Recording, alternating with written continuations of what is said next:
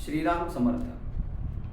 चातुर्मासानिमित्त आपण रोज थोडंसं चिंतन पाहण्याचा प्रयत्न करत आहोत. आपल्या मनामध्ये सतत येणारा एक प्रश्न आहे. कुठला प्रश्न आहे?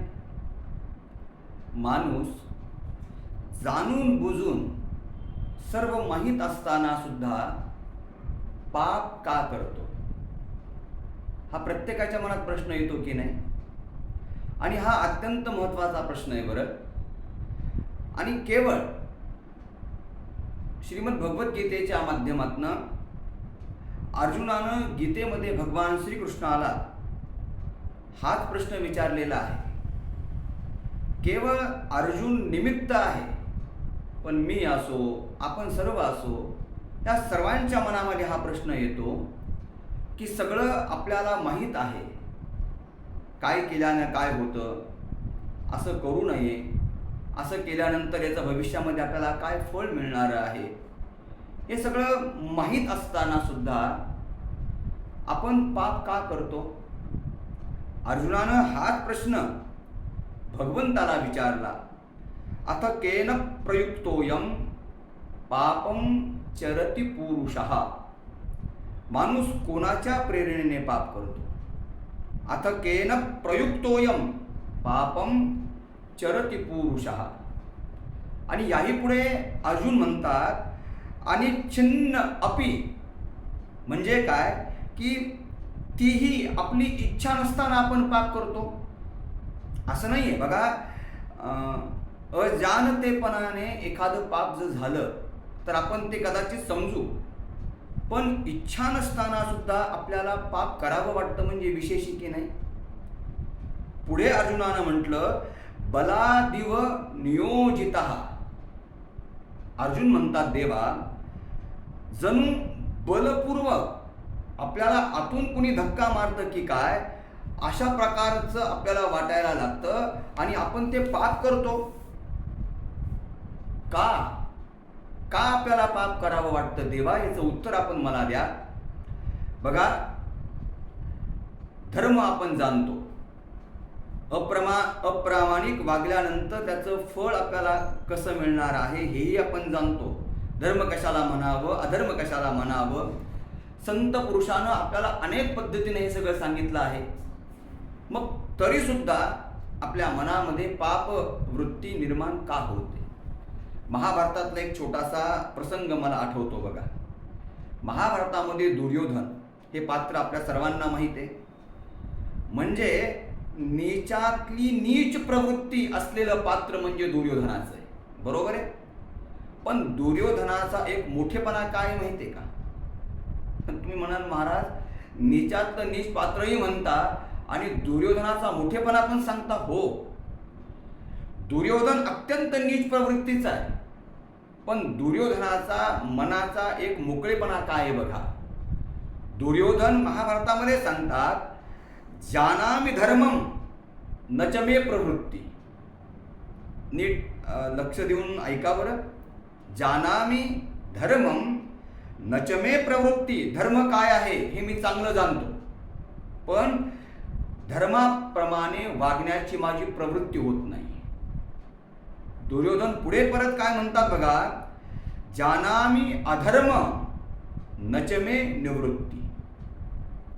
पण असं नाहीये, मी अधर्म काय आहे हे पण मी जाणतो, पण या अधर्मापासून माझी निवृत्ती होत नाही. हा अधर्म मी करू नये असं मला कधी वाटत नाही. मग असं मला का वाटत नाही याचं उत्तर दुर्योधनानं स्वतः दिलंय. दुर्योधन म्हणतात, केनापि देवेन हृदि स्थितेन यथा नियुक्तोस्मि तथा करोमि.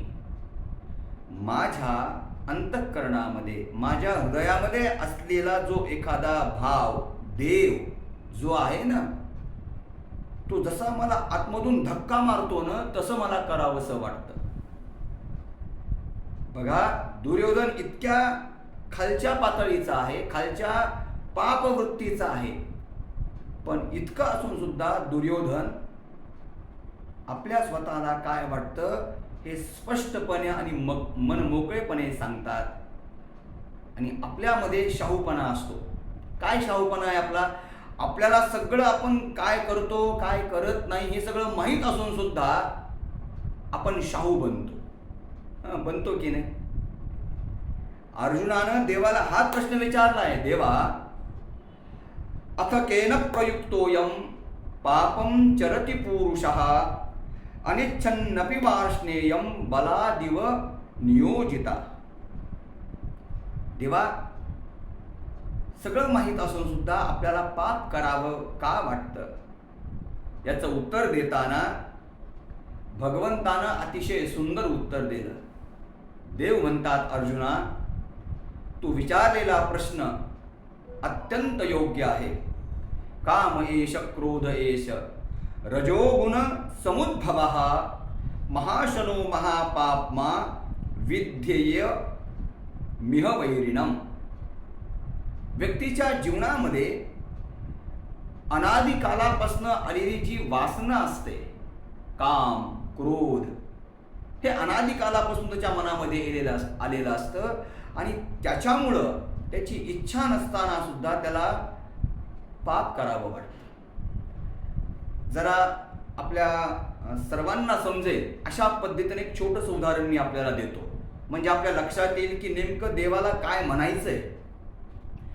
समजा आपल्या घरामध्ये आपण एक मांजर पाळली म्हणजे अक्षरशः ती माणसाळली. तिला रोज आपल्यासोबत आपण घेऊन जायचं, रोज तिला आपण स्नानाला गेलं की तिला स्नानाला न्यायचं, हे सगळं आपण रोज केलं. इतकी ती माणसाळून गेली की पाहायचं काम नाही बरं का. आणि एक दिवस आपल्याला असं वाटलं की तो डॉली असतो ना छोटासा, नाही का, त्या डॉल्याप्रमाणे आपण तिला सजवावं म्हणून तिला अगदी छान सजवलं. तिला छान आपण कपडे, रेशमी कपडे तिला घालवले, नाही का. तो डॉलला कसा चष्मा असतो छोटासा गॉगल, तो पण आपण तिला समजा घातला आणि छान असं एका बिछाण्यावर आपण तिला ठेवलं. कल्पना करावं, अगदी अत्तर बित्तर लावून ठेवलं की छान ती अशी बरी वाटावी. आता माझा प्रश्न पुढे आहे, इतकं छान तिला सजवून आपण ठेवलं, पण त्या मांजरीनं समजा अगदी खाली बारीक एका कोपऱ्यामध्ये एका छोट्या उंदराच्या पिल्लाला पाहिलं तर नाही का, त्या उंदराच्या पिल्लाला जर तिनं पाहिलं तर ती एक स्थिर राहील का बरं तिथं? नाहीच राहणार. पटकन उडी मारणार आणि त्या उंदराच्या पिल्ल्याला ती पकडणार. याचा अर्थ काय? तुम्ही सगळं तिला सजवलं, बसवलं, सगळं केलं, पण तिची मूळ जी वासना आहे त्या उंदराच्या पिल्ल्याला आपलं भक्ष्य बनवण्याची, ते काम तर तिनं केलं ना. आपलाही स्वभाव, आपलंही मन ते आणि तसंच असतं. मग अशा या वासनेमधनं आपली निवृत्ती झाली पाहिजे. त्यासाठी काय? आपला मूळ प्रश्न मग तसाच राहतो, देव हे पाप का करतो, हे सगळं झालं, पण यामधनं सुटलं कसं पाहिजे? यामधनं सुटणं तितकं लवकर पण कठीण आहे, त्याला वेळ लागणार आहे. पण त्याची सुरुवात काय? त्याची सुरुवात आहे चांगल्या लोकांच्या सहवासात आपण राहणं, रोज काहीतरी चांगलं आपण ऐकणं. असं रोज आपण चांगलं ऐकायला लागलो आणि थोडा बदल आपण आपल्या मनामध्ये जर करायला लागलो तर एक दिवस निश्चित आपण पापकर्म, पापवृत्ती आपली आपोआप निघून जाईल आणि मग आपल्याला असं वाटेल नाही, आपण कुठेतरी आपला मार्ग चांगला निवडत आहोत आणि त्या मार्गावर आपण जात आहोत. आज इथेच थांबूया. उद्या एक नवीन चिंतन, नवीन विचार आपल्या समोर घेऊन येईल. श्रीराम समर्थ.